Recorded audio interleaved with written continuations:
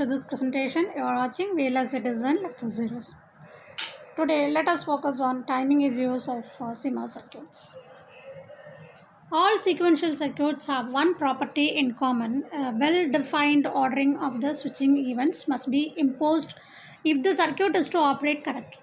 So, if this were not the case, wrong data might be written into the memory elements, resulting in a functional failure. The synchronous system approach, in which all the memory elements in the system are simultaneously updated using a globally distributed periodic synchronization signal, represents an effective and popular way to enforce this ordering. Functionality is ensured by imposing some strict constraints on the generation of the clock signals and their distribution in the memory elements distributed over the chip. And now let us overview the different timing methodologies. And the first we'll look at into timing classification of digital systems. In digital systems, signals can be classified depending on how they are related to a local clock. Signals that transition only at predetermined periods in time can be classified as synchronous, mesosynchronous, and lysochronous with respect to a system clock. A signal that can transition at arbitrary times, on the other hand, is considered as asynchronous. Now let us focus on synchronous interconnect.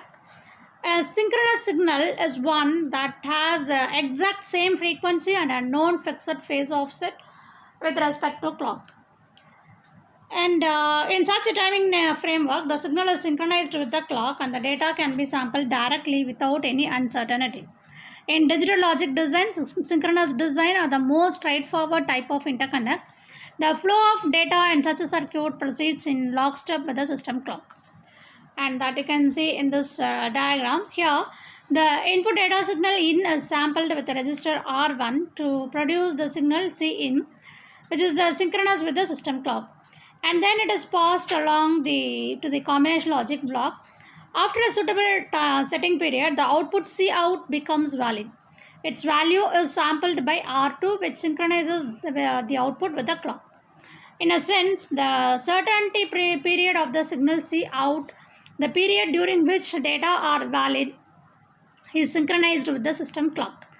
This allows the register R2 to sample the data with complete confidence, and the length of the uncertainty period, or the period during which the data are not valid, places an upper bound on how fast a synchronous system can be clocked.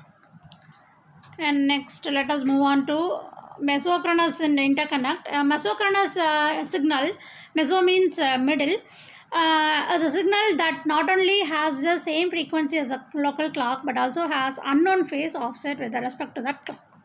For example, if data are being passed between the two different clock domains, the data signal transmitted from the first model can have an unknown phase relationship to the clock of the receiving model. In such a system, it is not possible to directly sample the output at the receiving model because the uncertainty in the phase offset. A mesosynchronous synchronizer can be used to synchronize the data signal with the receiving clock, and the synchronizer serves to adjust the phase of the received signal to ensure proper sampling. That you can see in this figure, that is signal D1 is synchronous with respect to clock A. However, D1 and D2 are mesosynchronous with clock B because of the unknown phase difference between clock A and clock B, and the unknown interconnect delay in the path between block A and block B. The role of the synchronizer is to adjust the variable delay line such that the data signal D3, a delayed version of D2, is aligned properly with the system clock of block B. So in this example, the variable delay element is adjusted by measuring the phase difference between the received signal and the local clock. Register R2 samples the incoming data during the certainty period, after which the signal D4 becomes synchronous with clock B. And now let us move on to lysochronous interconnect. A lysochronous interconnect is one that has the frequency that is nominally the same as that of the local clock. It is slightly different. In Greek, lysio means near. And this causes the phase difference to drift in time. And this scenario can easily arise when two interacting models have independent clocks generated from separate crystal oscillators.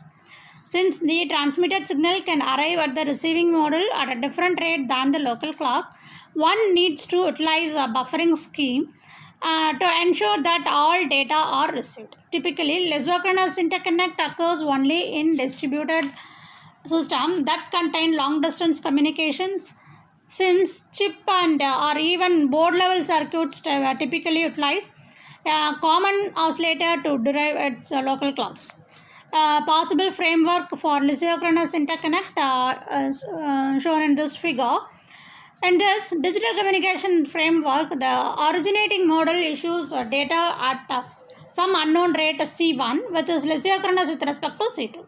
The timing recovery unit is responsible for deriving the clock C3 from the data sequence and buffering the data in FIFO, that is first in first out.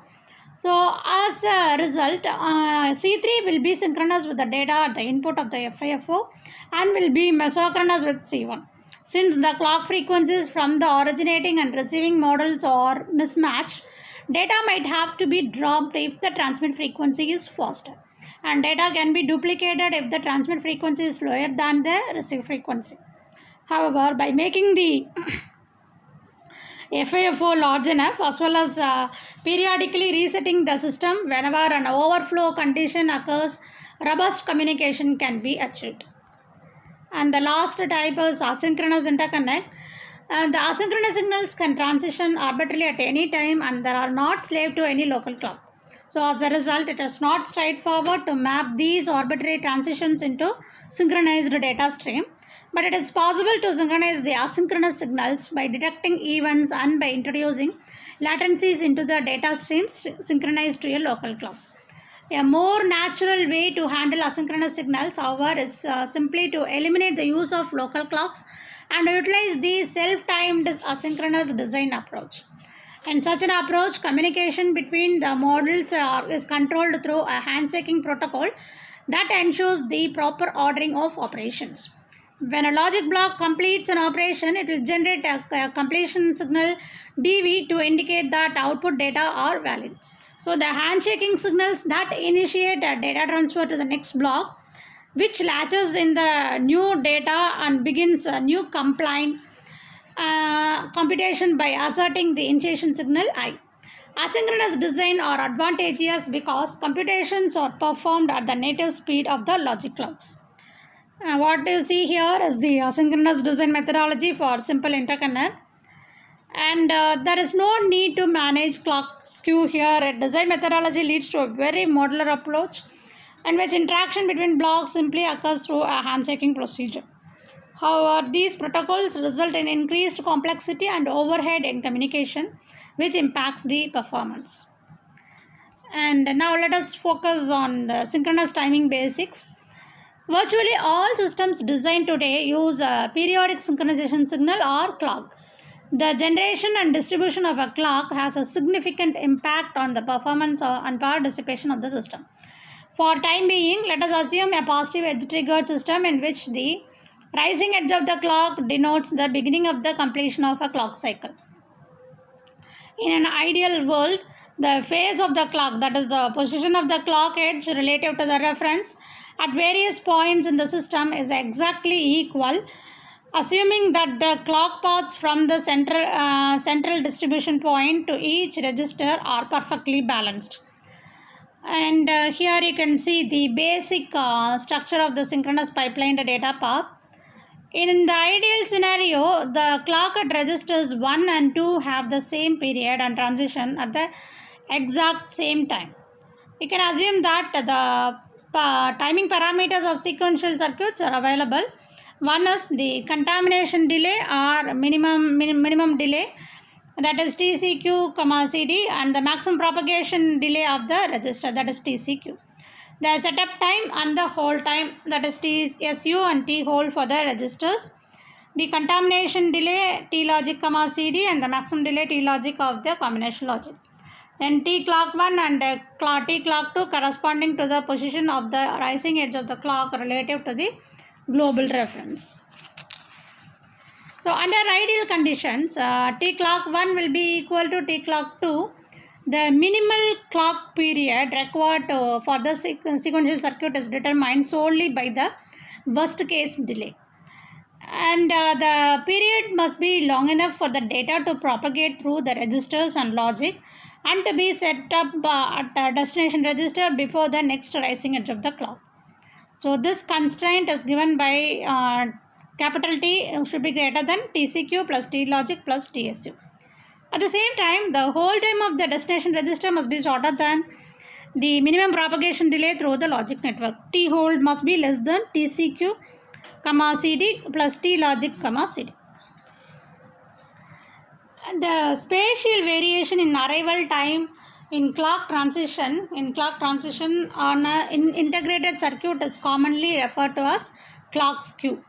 The clock skew between 2 points I and J on an IC is given by delta phi comma j is equal to Ti minus Tj. If Ti and Tj are the position of the rising edge of the clock with respect to the reference. Consider the transfer of data between registers R1 and R2. Now the clock skew can be positive or negative depending upon the routing direction and position of the clock source. The timing diagram for the case of the positive skew is shown here, and the timing diagram illustrates the rising clock edge is delayed by a positive delta of the second register. Clock skew is caused by the static mismatches in the clock and the differences in the clock. And by definition, skew is the constant from cycle to cycle. That is, if in one cycle clock 2 is lagged clock 1 by delta, then on the next cycle it will lag it by the same amount. It is important to note that the clock skew doesn't result in clock period variation but only in phase shift.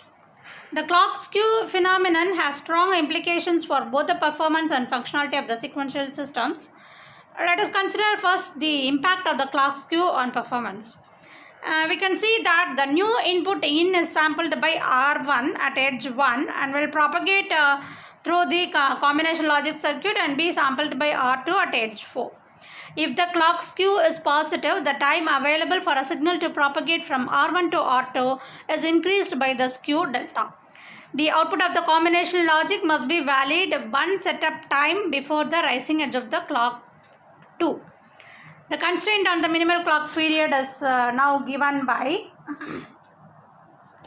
T plus delta should be greater than TCQ plus T logic plus TSU, where T is greater than or equal to TCQ plus T logic plus TSU minus delta. So this equation suggests that clock skew actually has the potential to improve the performance of the circuit. That is, the minimum clock period required to operate the circuit reliably reduces with increasing clock skew. This is indeed correct, but unfortunately increasing skew makes the circuit more susceptible to race conditions which may harm the correct operation of the sequential circuits. And I assume again that input in is sampled on the rising edge of the clock 1 at edge 1 into R1.